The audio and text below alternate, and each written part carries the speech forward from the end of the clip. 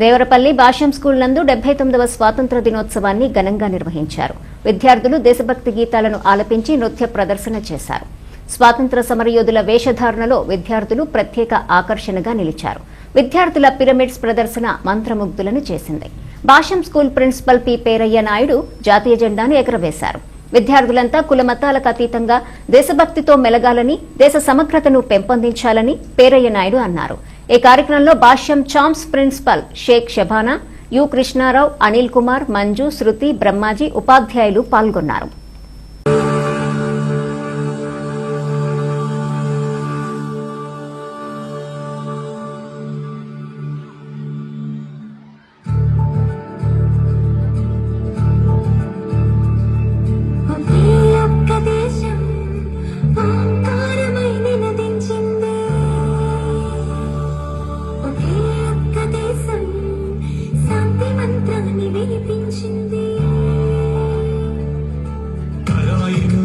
ఎగబడుతుంటే ఫలాలనే తెగ దోచుకు తింటే ఆకే ఒక్క దేశం పౌరుషాలు రగిలించింది, పోరాటాల కోసి గొలిపింది, బానిస సంఖ్యల భళ్ళున తెచ్చి స్వరాజ్యాన్ని సాధించింది, స్వతంత్రాన్ని అందించింది.